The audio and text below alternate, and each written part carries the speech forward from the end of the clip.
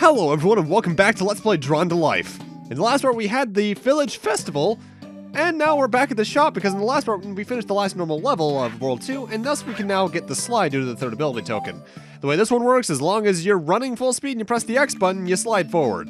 It's not a very long distance slide though. Anyway, let's talk with the mayor now that we got Galileo and everyone back. Because yeah, we also got the observatory page. My dear Galileo, I didn't think I'd see you again. Mayor, I wanted to see the world, but I think I can finish my research here. We'll find somewhere for you. In fact, we asked the creator to create an observatory for us. We don't know where to place it. I can help with that. Send Bartleby to find me. I'll find somewhere to place the observatory. Now keep in mind the word find a place to place it. And Bartleby, you found the village observatory page. Let me place it back in the Book of Life. There we go, perfect. But we can't ask the creator to redraw the observatory until we have somewhere to put it. Bartleby, find Galileo. He went east. He'll know the best place for the observatory. Indeed he shall. And as for where we have to go just north of the forest gate. So, thankfully not a very hard place to find. And here we are. Bartleby, this spot should work. But it's covered in darkness. If the creator can clear the clouds, we can place the observatory. Could you visit the eternal flame? Sure thing, Galileo Galilei. Actually, that's a good point. Naming the observatorium research guy Galileo is kind of generic, ain't it? Now naming it Magellan, that would be unexpected. Now, keep in mind that they said we had to find a place to place the observatory, because I find that wording a bit odd given what we're about to see. And it's not like it's a translation issue, because this game was programmed by an American, I think it's American, either American or Canadian-based company. Either way, native English speakers.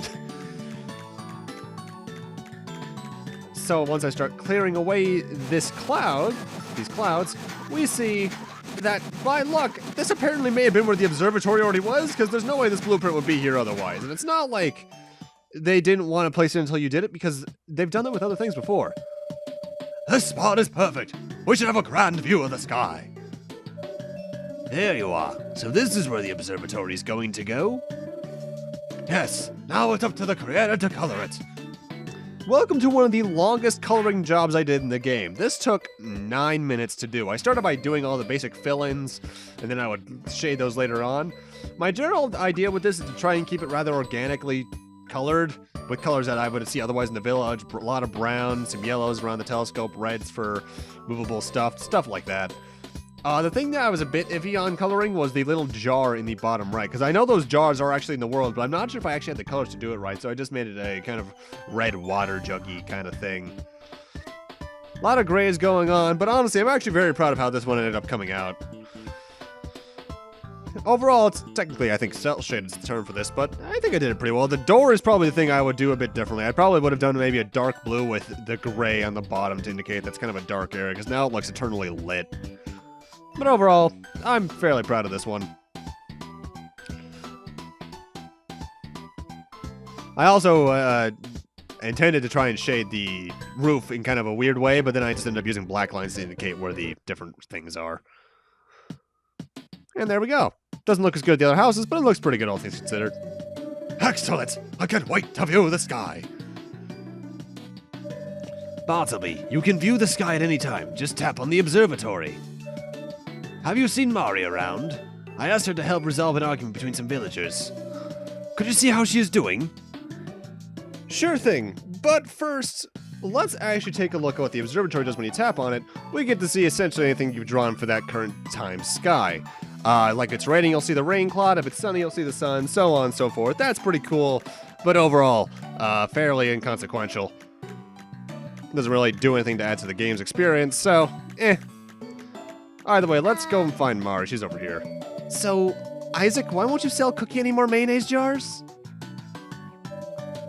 She is a greedy miser, satisfied! You refuse to pay the price I set. That is because your price is insane! Well, feel free to visit another shop. So I will burn your next order of banya bread. Crispy chud banya. Isaac is impossible. No one listens. Oh, Bartleby. I don't know if I'm capable of being mayor. You're not. Oh, hi, Wilfra. You're nothing but a scared little Rapo. I'm growing tired of these games. You would all be gone if it wasn't for Bartleby. I'm about to take care of the situation. See how Bartleby fares against the great tree, Deadwood. Okay. Kind of a bland name, actually. Bartleby, we're in trouble. Go tell my dad what happened.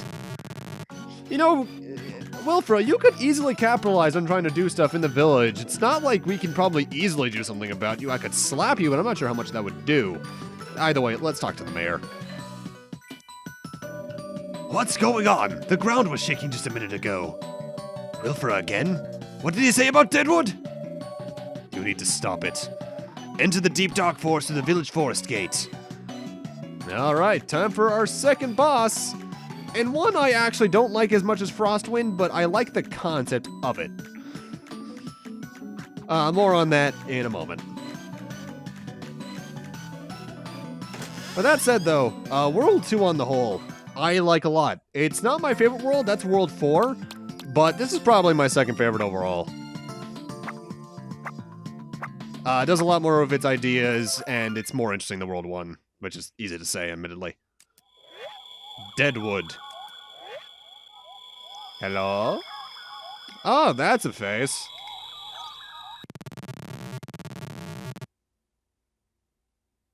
Hello? Oh, there your eyes are. Meddlesome hero. The time of the shadow is upon us. Alright, Deadwood, like with Frostwind, is split up into two phases. Phase 1 has us, well, where we are right now. We can't damage the tree itself, we instead need to platform up its branches and find little pine cones with faces on them. You need to shoot each one, I think it's roughly 3, maybe 4 times, in order to reduce the HP of the first phase. There's one right there.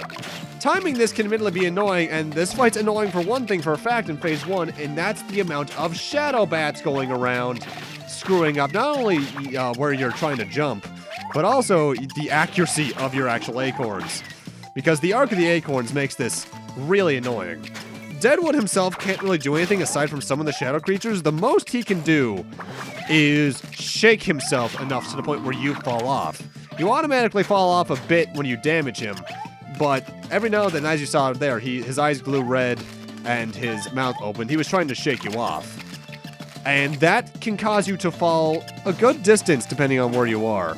I think it'll still affect you even if you're mid-air, so that's kind of dumb. This is the section of the fight I don't like. Phase 2, I think, is a much better and much more interesting phase. Although I'd like to note, I just noticed that this tree has screws in it, so I guess that whole mechanical area that's been reclaimed by nature is actually more accurate than I actually thought it would be. Huh. See, look at that. That's bullshit. I had no idea that he was about to do that, thus I had no chance of saving myself the fall. Not that I really can. Anyway. It probably would be easier if you had some way, not easier, I guess, more entertaining to me, if there was some way you could either avoid him shaking off or cause him to not do it. Like maybe, like say, there's this bug that comes on screen to try and shake the tree for you by his command. If you could take out that bug, then he wouldn't do it. That would make things a lot more avoidable. And see, yeah, you have to fall down to the bottom every time, so it's an increased climb. I don't like this section. Save me, bats! I can't get up there. But hey, at least, I think getting hit actually resets your flapping wings, so that's pretty good. Thankfully, that's the end of Phase 1. Oh, God. Help! It's sucking us in! I actually like that laugh, though. Okay, nothing over here. Aside from some really good wall sprite work. And nothing over there. There's a person in here. And a shadow creature, a unique one at that. Raposa. Corruption. Wilfra. The actual phase of Deadwood is that reptilian-looking shadow creature. He is going to be jumping around this area, sticking to the ceilings and such. Prepare to die. He'll land on the platforms every now and then. In fact, the way you want to stick to in this place, or at least the area, is these bottom two platforms because then you have the best area for shooting him. If you get close to the tentacle tendrils near the wall, they will try to slap you, thus dealing damage. Stick around here, wait for him to show up, and I think it takes 3 hits on his body to take him out. He's not too annoying to hit. I think he still has a shaking attack of sorts. But overall, compared to Phase 1, this is a breeze to get through, and it's much less annoying. He can also climb around on the walls, which is, I guess, his way of stealthing around. Yeah, 3 hits is what you need to do for this fight. I like Phase 1 a lot better than Phase 2, and also I just noticed you can actually see the eyeballs of Deadwood up there. Huh, cool. Like with Heather back at Frostwind, this Raposa will drop health and acorns for you should you need them. Though I think the acorns themselves natively respawn, so you don't have to worry about that as much. In fact, I dare say ammo is a lot easier to come into during these later boss fights. And that's it. Deadwood, not a very bad boss. I hate Phase 1, but Phase 2 is fun enough. World 2 on the whole is okay. Yeah, I'm Bartleby. Thank you for ridding me of the shadow. World 2 on the whole I like better than World 1 again. Not my favorite world, but certainly a lot more playable. Well, more interesting at least. Samuel, you're back! I am. I owe my life to Bartleby. The corruption is spreading. Bartleby, your job is not yet done. You must face Wilfra and defeat him. No shit, Sherlock! Samuel was always distant, but I'm sure he could give you some good advice. You should speak with him from time to time. Everything seems to have quieted down. You defeated Deadwood? Deadwood was easy? Somewhat challenging. Well, I'm glad to see you made it out okay. It's only going to get more challenging from this point forward. I'll be near the northern path. I think it's time we cleared more darkness. And now we have our next objective, clear the northern section of town, which is technically the northwestern section. And also, both my favorite and least favorite sections. So let's talk to the mayor. Bartleby, north of here is the rest of the village, but the path there is covered in darkness. If the creator can clear the clouds, we'll have more room for more Raposa. Could you visit the Eternal Flame? Fine. Well, I say it's my least favorite, my favorite and least favorite section. It has what is probably my least favorite world to play through in it, but it's also my favorite portion of the actual village. More on that in a moment. Because we need to clear the darkness from the path, why don't we? And tap, tap, tap, tap, tap, tap, tap, tap.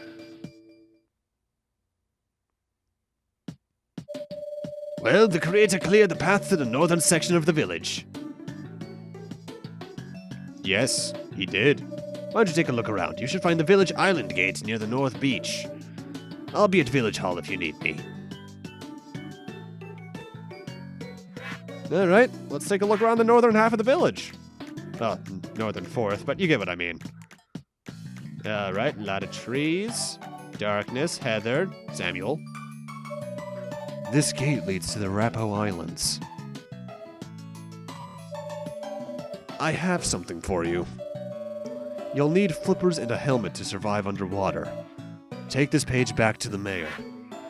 Yeah, World 3 is our water levels. They're not bad water levels, but I hate some of the stuff within it. More on that when we actually get to the levels. Oh. Samuel had a page from the Book of Life? Let me take a look. It appears to be a pair of flippers and helmets. The next village gate leads to a world filled with islands and underwater caverns. This gear should help you survive underwater. Let me place this page in the Book of Life. Great, now the creator can draw them. Alright, now the helmet I'm just gonna generally try and make like the bubble helmets from SpongeBob that they wear in Sandy's house. But for the flippers, you actually need to make them both orient to the right. Because even though it looks like there should be one facing one way and one the other, the way they work on your sprite, as you can see in the bottom right there, is that they treat them as the direction you're facing. So natively, they are facing right, so you have to draw them both facing right. And for the helmet, I basically did the exact same thing that I did for the ice cubes, only I cleared a bit out in the center so you can see a bit more. And, actually be able to see out of it. Like helmets work. Where is Mari? She has work to do. She probably went to explore the northern village. She loves the beach. Bartleby, can you find her? Indeed, I can. The beach is actually why I love the northwestern section of the town, because it's just a nice little environmental variance for the village at this point, because for the most part, it's just a very plain redden village. Though that palm tree kind of stands out. I told you we'd find something. Yeah, a piece of paper in an old Rapo bottle. It could be a treasure map. Yeah, or some secret love letter. You better open it then. It looks like a page torn from the Book of Life. Hi, Bartleby. We found something that maybe you can use. Come over here and I'll give it to you. Making me walk all the way over here. Here you go, Bartleby. Better go see my dad about it. And we get another page, quite miraculously, honestly. Because, the next one will be rather annoying, actually, without this next page. So, thank God for that.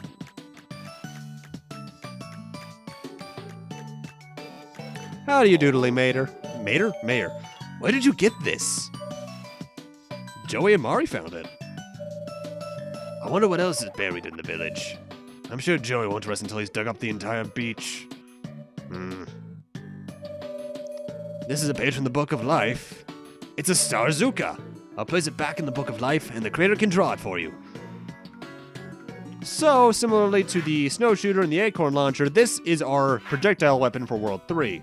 The Star Zuka is actually my favorite of the projectile weapons in the game, though. I'm still using the same blue and green color scheme for it, just for consistency's sake, but I'm making the top left thing orange colored because, well, if its name Star Zuka isn't entirely clear about it, this thing actually fires starfish. They go forward a bit, but they home in on enemies, which makes it incredibly useful to me. Because in the underwater sections, having homing weapons is very, very useful. I wish they kind of expanded more on the whole design mentality. Kind of had to going from expanding the Snow Shooter to the stars to the Acorn Launcher, though, with the red stuff. Well, it looks like you're ready for the Rapo Islands. I assume you've located the village island gate? Well, not the red stuff, the stuff I made red on it. My wife and son be getting back from the beach. And they say it's damn more boring than watching rocks. That's no good. Bartleby, could you enter Surf Beach and bring back some fun toys for the beach? Maybe a beach ball and parasol? Okay. Oh, before you go, visit Isaac. He can modify your Star Zuka and trade your acorns for starfish. Wait, does Isaac just randomly have starfish? What is this, the shot from the SpongeBob movie? The first one, not the one with the weird CG scene in the last 20 minutes. The mayor sent you? What's that? A Star Zuka. Interesting. It'll be useful underwater. If you don't mind, I'd like to make some modifications. Taking a bit longer than last time. There you are. Alright, I'm done making the modifications. Each starfish seeks out an enemy and explodes on impact. A very powerful weapon indeed. I'll exchange all your acorns for starfish. The village gate for the Rapo Islands is near the beach. You don't say. Either way, with that, we now have access to World 3, which I say is generally my least favorite world, but that's just because it's my least favorite theme, because I don't like beach levels usually. My least favorite world is still World 1, so this is technically, I guess, my third least favorite. I guess my third favorite in general, really. Either way, with that, I'm going to need to end this off here. Thank you guys for watching, and in part 12, we'll be starting off World 3. And I guess getting a parasol and beach ball of all things, because that's clearly a crisis, right? See you guys then.